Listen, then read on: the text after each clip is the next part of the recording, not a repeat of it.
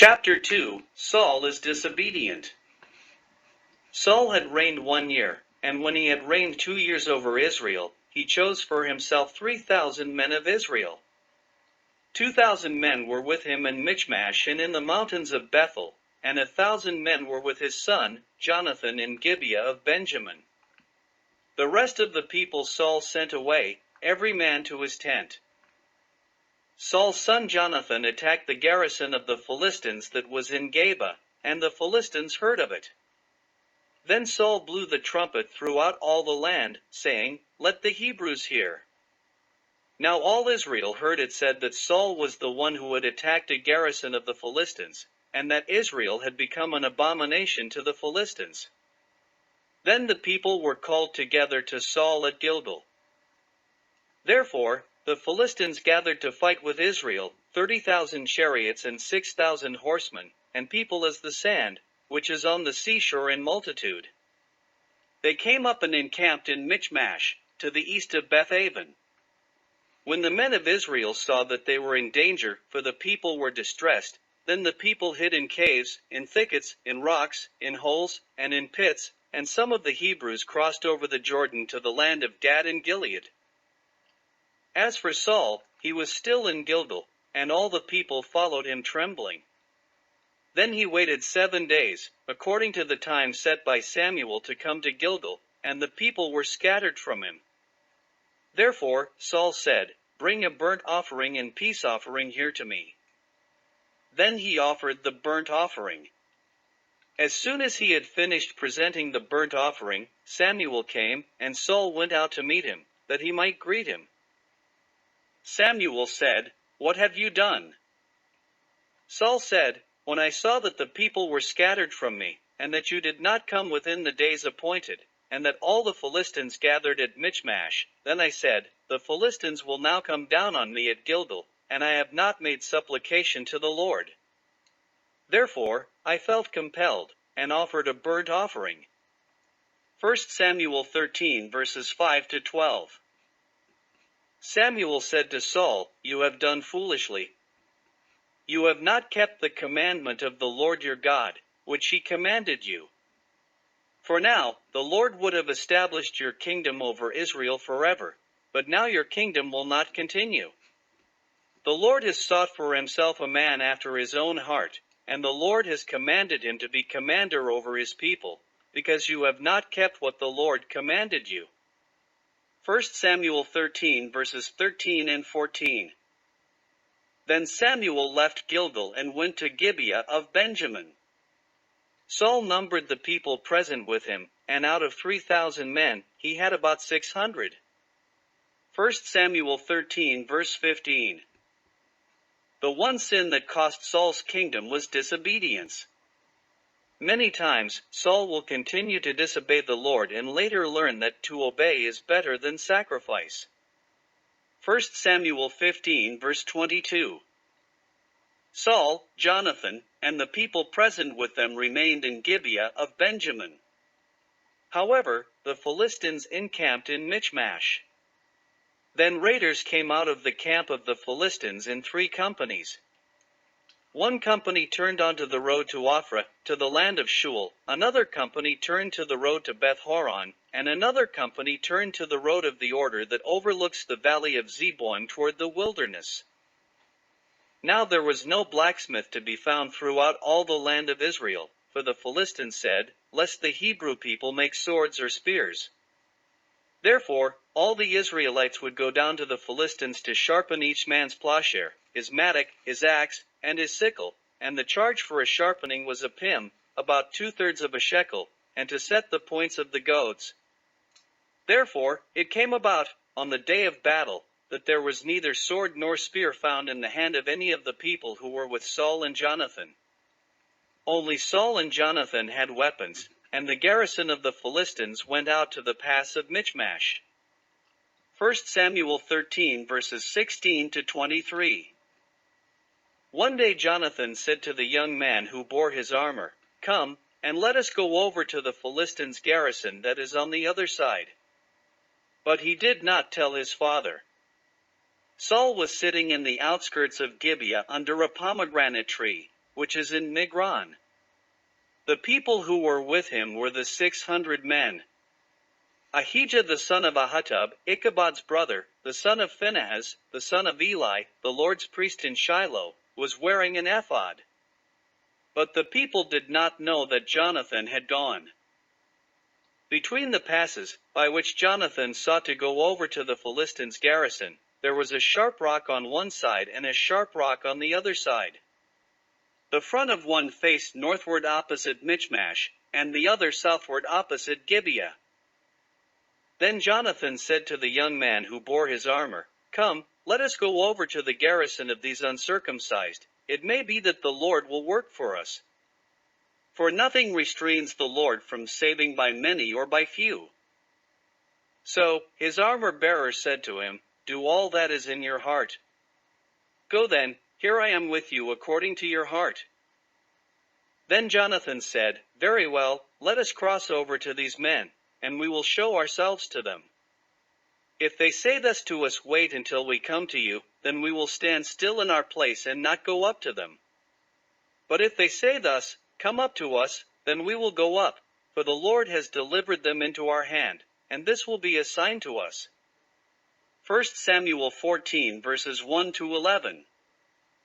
Therefore, both of them showed themselves to the garrison of the Philistines, and the Philistines said, "Look, the Hebrews are coming out of the holes where they have hidden." Then the men of the garrison called to Jonathan and his armor-bearer, and said, "Come up to us, and we will show you something." Jonathan said to his armor-bearer, "Come up after me, for the Lord has delivered them into the hand of Israel." Therefore, Jonathan climbed up on his hands and knees with his armor-bearer behind him, and the Philistines fell before Jonathan. As the armor-bearer came after Jonathan, his armor-bearer killed them. That first slaughter which Jonathan and his armor-bearer made was about 20 men within about half an acre of land. There was trembling in the camp, in the field, and among all the people. The garrison and the raiders also trembled, and the earth quaked, so that it was a very great trembling. Now the watchmen of Saul and Gibeah of Benjamin looked, and there was the multitude, melting away, and they went here and there. Then Saul said to the people who were with him, "Now call the roll, and see who has gone from us." When they had called the roll, surprisingly, Jonathan and his armor-bearer were not there. Therefore Saul said to Abijah, "Bring the ark of God here," for at that time the ark of God was with the children of Israel. While Saul talked to the priest, the noise, which was in the camp of the Philistines, continued to increase. So Saul said to the priest, "Withdraw your hand." Then Saul and all the people who were with him assembled, and they went to the battle, and indeed, every man's sword was against his neighbor, and there was very great confusion. Moreover, the Hebrews who were with the Philistines before that time, who went up with them into the camp from the surrounding country, they also joined the Israelites who were with Saul and Jonathan. Likewise, all the men of Israel who had hidden in the mountains of Ephraim, when they heard that the Philistines fled, they also followed hard after them in the battle. Therefore, the Lord saved Israel that day, and the battle shifted to Beth-aven. 1 Samuel 14 verses 12 to 23. Saul's foolish oath. The men of Israel were distressed that day, for Saul had placed the people under oath, saying, "Cursed is the man who eats any food until evening, before I have taken vengeance on my enemies." Therefore, none of the people tasted food. Now all the people of the land came to a forest, and there was honey on the ground. When the people had come into the woods, there was the honey dripping, but no one put his hand to his mouth, for the people feared the oath. However, Jonathan had not heard his father's oath, which he put on the people. Therefore, he stretched out the end of the rod that was in his hand and dipped it in a honeycomb, and put his hand to his mouth, and his countenance brightened. Then one of the people said, "Your father strictly charged the people with an oath, saying, 'Cursed is the man who eats food this day.' Therefore, the people were faint." Then Jonathan said, "My father has troubled the land. Look now, how my countenance has brightened because I tasted a little honey." How much better if the people have eaten freely today of the spoil of the enemies, which they found. For now, would there not have been a much greater slaughter among the Philistines? Israel had driven back the Philistines that day from Michmash to Aijalon. Afterwards, the people were very faint. The people rushed on the spoil, took sheep, oxen, and calves, and slaughtered them on the ground, and the people ate them with the blood. Then they told Saul, saying, "Look, the people are sinning against the Lord by eating with the blood." Giving the people an oath not to eat until the battle was won was a very foolish oath to make. This caused the people to be hungry and weak. They became so hungry that they slaughtered sheep, oxen, and calves, and without cooking them, they ate them. Therefore, they ate the animals raw with their blood. It is a sin to eat blood. In Leviticus 17 verses 10 to 14, the Lord distinctly says, "Whatever man of the house of Israel, or of the strangers who dwell among you, who eats any blood, I will set my face against that person who eats blood, and will cut him off from among his people. For the life of the flesh is in the blood, and I have given it to you upon the altar to make atonement for your souls, for it is the blood that makes atonement for the soul." The blood was to be poured out and covered with dust. The blood is the life of all flesh. Its blood sustains its life. Therefore, blood is not to be eaten of any flesh, for the life of all flesh is its blood, and whoever eats it would be cut off. The blood of our Lord Jesus, precious to the Father, qualified us to be partakers of the inheritance. When the Lord was crucified, the Father delivered us from the power of darkness and conveyed us into the kingdom of Jesus, his Son, in whom we have redemption through his blood. His blood has given life to us upon the altar of Calvary for the atonement for our souls. Colossians 1 verses 12 to 14. When Saul realized that he made a serious offense, he said, "Disperse yourselves among the people, and say to them, Bring me here every man's ox and every man's sheep, slaughter them here, and eat, and do not sin against the Lord by eating with the blood." Therefore, every one of the people brought his ox with him that night, and slaughtered it there. Then Saul built an altar to the Lord. This was the first altar that he built to the Lord. Now Saul said, "Let us go down after the Philistines by night, and plunder them until the morning light, and let us not leave a man of them." They said, "Do whatever seems good to you." Then the priest said, "Let us draw near to God here." Therefore Saul asked counsel of God, "Should I go down after the Philistines? Will you deliver them into the hand of Israel?" But the Lord did not answer him that day. Saul said, "Come over here, all you chiefs of the people, and know and see what this sin was today. For as the Lord lives, who saves Israel, though it be in Jonathan my son, he will surely die." But not a man among all the people answered him. Then he said to all Israel, "You are on one side, and my son Jonathan and I will be on the other side." Then the people said to Saul, "Do what seems good to you." Therefore Saul said to the Lord God of Israel, "Give a perfect lot." And Saul and Jonathan were taken, but the people escaped. Saul said, "Cast lots between my son Jonathan and me." Then Jonathan was taken. Then Saul said to Jonathan, "Tell me what you have done." Jonathan said to him, "I only tasted a little honey with the end of the rod that was in my hand. So now I must die." Saul answered, "God do so, and more also, for you will surely die, Jonathan." Nevertheless, the people said to Saul, "Should Jonathan die, who has accomplished this great deliverance in Israel? Certainly not. As the Lord lives, not one hair of his head will fall to the ground, for he has worked with God this day."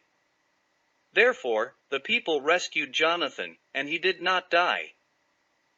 Saul returned from pursuing the Philistines, and the Philistines went to their own place. 1 Samuel 14 verses 33 to 46. Saul's wars continues. Saul established his sovereignty over Israel, and fought against all his enemies on every side. He fought against Moab, the people of Ammon, against Edom, against the kings of Zobah, and the Philistines. Wherever he turned, he harassed them. He gathered an army and attacked the Amalekites, and delivered Israel from the hands of those who plundered them. 1 Samuel 14 verses 47 to 48. Now there was fierce war with the Philistines all the days of Saul. Therefore, when he saw any strong man or any valiant man, he took him for himself. This was another prophecy fulfilled for wanting a king to rule over them. 1 Samuel 14 verses 49 to 52. Samuel also said to Saul, "The Lord sent me to anoint you king over his people, over Israel. Now therefore, heed the voice of the words of the Lord. Thus says the Lord of hosts, I will punish Amalek for what he did to Israel, how he ambushed him on the way when he came up from Egypt. Now go and attack Amalek, and destroy all that they have, and do not spare them. But kill man and woman, infant and nursing child, ox and sheep, camel and donkey." Therefore Saul gathered the people together and numbered them in Telaim, 200,000 foot soldiers and 10,000 men of Judah. Saul came to a city of Amalek, and lay in wait in the valley. Then Saul said to the Kenite, "Go depart, and get down from among the Amalekites, unless I destroy you with them. For you showed kindness to all the children of Israel when they came up out of Egypt." Therefore the Kenite departed from among the Amalekites. Then Saul attacked the Amalekites, from Havilah all the way to Shur, which is east of Egypt. He also took Agag king of the Amalekites alive, and destroyed all the people with the edge of the sword.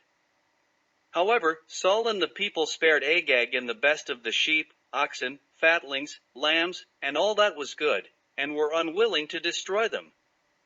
But everything despised and worthless, that they destroyed. 1 Samuel 15 verse 1. Saul's family. Saul had other sons besides Jonathan. They were Jeshua and Melchishua. Saul also had 2 daughters. The name of the firstborn was Merab, and the name of the younger, Michal. The name of Saul's wife was Ahinoam, the daughter of Ahimaaz. The name of the commander of his army was Abner the son of Ner, Saul's uncle. Kish was the father of Saul, and Ner was the father of Abner, who was the son of Abel. The Lord rejects Saul as king. The word of the Lord came to Samuel, saying, "I greatly regret that I have set up Saul as king, for he has turned back from following me, and has not performed my commandments." 1 Samuel 15 verses 10 and 11. Therefore it grieved Samuel, and he cried out to the Lord all night.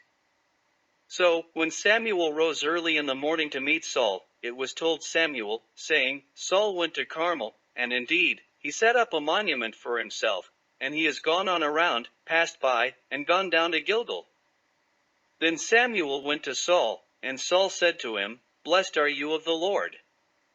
I have performed the commandment of the Lord." Samuel said, "What then is this bleating of the sheep in my ears, and the lowing of the oxen which I hear?"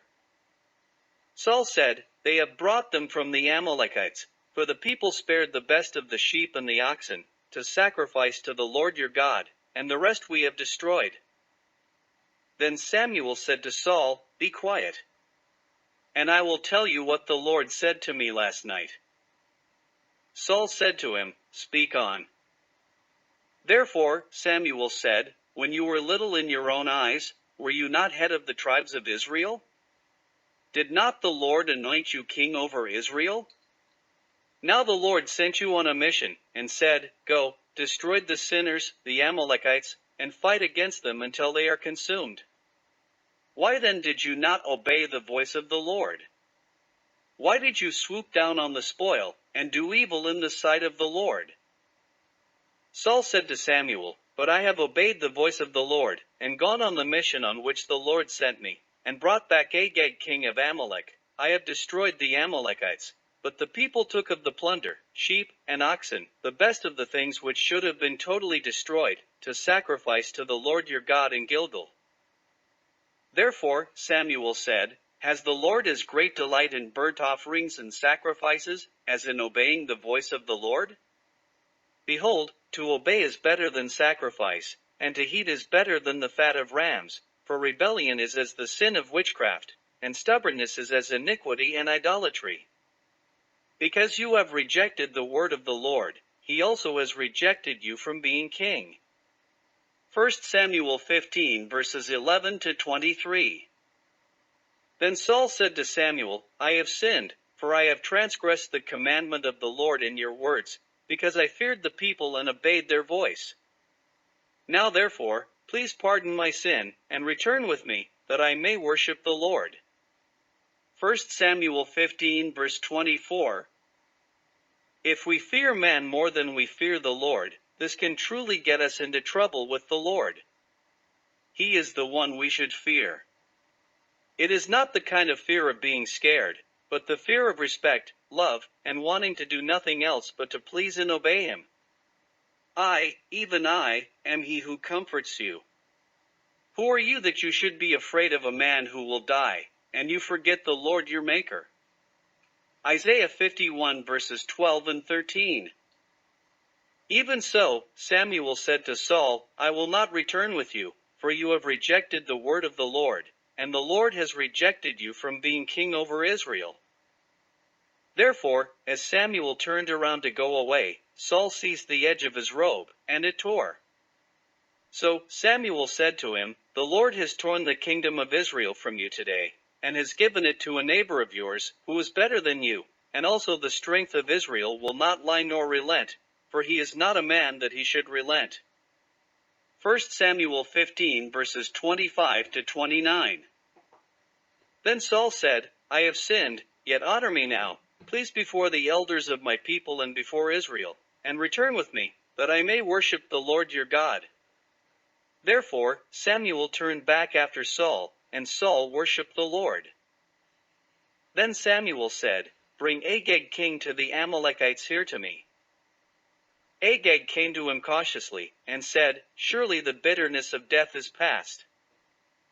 However, Samuel said, As your sword has made women childless, so will your mother be childless among women.